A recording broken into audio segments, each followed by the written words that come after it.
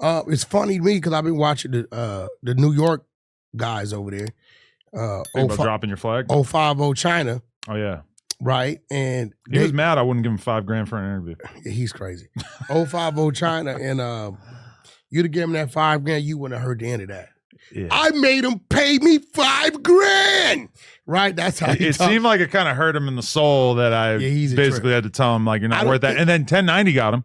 I don't think nobody ever given him $5,000 for it. But, you know, he wants to come out here and, like, have some money to spend or whatever. I get it. But, like, 1090 interviewed him, and I saw the numbers. For sure, I should not have given you $5,000. For sure, $5,000. People think $5,000 is a normal amount to ask for a podcast. No. $5,000 is upper echelon. It's not superstar status. But it's up there. We're going to do some numbers. It's like, yeah, for me to make $5,000 off your interview and then for there to be enough on top of that for me to even feel like, oh, I made $1,500. I made $2,000, so it was worth it for me to pay him $5,000, which granted, even that is not great, but it's like $5,000 is. You're going to do some numbers. Right. You got to be one of the guys that's going to be in Blast's top 10 most streamed shows. If I told you guys who gets paid $5,000 from WAC, you'd be surprised because it's upper echelon. I mean, you know, we know who get paid what. We know what we get paid. And a lot of times we don't, you know, they're our friends and shit, so it ain't like that. But I've been watching them. They've been running the campaign on Jim Jones. What's funny is everything you've been calling him a rat for years. No, everything I said that they were like ignoring, all the New York Bloods. I think some OG dude, they say he's a first generation New York blood, like Fondue or Mandu, something. He's calling Jim Zone out to a fade and all this shit. Why? Why does that guy want to fade him? Well, all of a sudden, Jim Jones was paying for his colors. You was paying for your rag. And, you know, I'm kind of up in the air with this, right? And they're saying now Jim Jones not a blood. You can't say that. He's been a blood for 30 years. I'm going to be real. Y'all can't say now, 2025, Jim Jones is not a blood. Now, if I'm Jim Jones, I don't pay those dudes no attention social media-wise. I make sure my team is right. I make sure my security is right. And I keep moving, doing what I'm going to do. Because a lot of these dudes, Jim probably ain't never saw in his life. Okay. But the crazy part about it, you hear them saying, we heard you on the wiretap. It was played in a federal trial. That's conspiracy. We all know that. And I'm sitting here laughing like. If that was true, it was true 4 years ago. Yeah. 5 years ago. Yeah, all it back then, that was, but I think what it is with them is like, if you're from California and you, believe it or not, although you're from New Hampshire, your voice is California. Well, my understanding of gang shit is a California understanding. Yeah. Granted, I know about Chicago and New York and shit, but really, like, my baseline of what's normal gang-wise is based on everything I've seen in LA. Yeah, so now they're attacking them with that stuff. But I'm going to be real. I really believe Mel Murder just came home, right? And I could be wrong, but I know all these things work. All this time, nobody said any of this.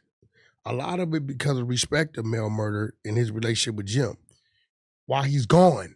So now that he's home, they're attacking him with it, right? That math doesn't add up. That tells me maybe Mel Murder wasn't too happy about his coming home rewards, and now Mel is saying, apply a little pressure, right? So maybe he doubles back, and that gives me reason to request or demand a little more. But we just saw Jim Jones and Mel like embracing at the train station when he got home from prison, right? You have never heard these New York Bloods attack Jim in this manner. Really? While Mel was I haven't seen any of gone. this. Look, while Mel was gone. Send me links to that because I would like to check that out. Like, what? It's crazy. Really? Like, while Mel was gone. Now, text me that. He's home. He's home, bro. Right. And you know, while he was gone, they didn't play with him like this. Now he's home, and this shit is crazy. Hold on. Yeah, I'm gonna send it to you. So, you know, I don't know, but I'm gonna be real. Nobody at this point can say, Jim, you ain't a blood. That shit don't work. Yeah. That you can't.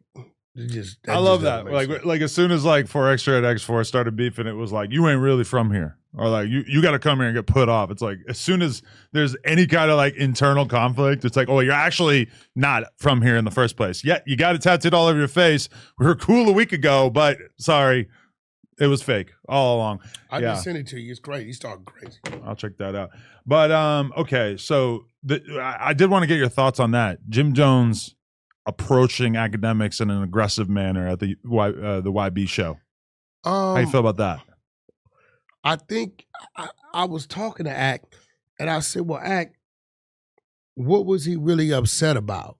It didn't seem like it was clear to Act at all. Yeah, what was he really upset about? Act's having to like guess at what might have offended him.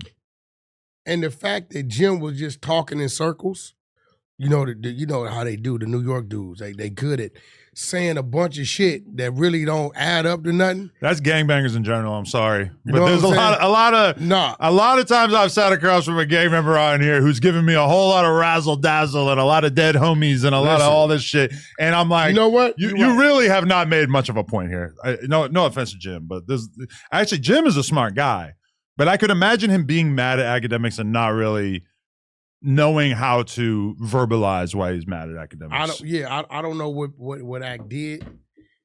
I was still trying to figure it out. But I don't think he did nothing too serious because he didn't do nothing to him. You know what I'm saying? I do know that Jim wanted an interview after the Ye interview. And Act ended up not getting on the phone with him, so it ended up not happening. Which was a political move. It made sense at the time. Oh, that was intentional, that Act kind of dubbed him? I think Act just didn't follow up and Jim didn't follow up.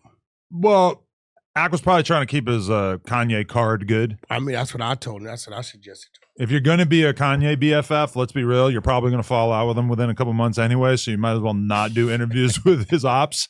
Or I don't know that Kanye would have ever really cared about him having a conversation with Jim. But either way, I mean, it's the number one situation where Jim Jones is not going to get off on him, right? He's got security. There's hella venue security. Act's in good with YB's team. Birdman standing right there. He wasn't going to disrespect Birdman. As much as Jim Jones might be a hothead and might be kind of liable to fly off the handle, I don't really see him being, that burnt out. That wasn't going to happen.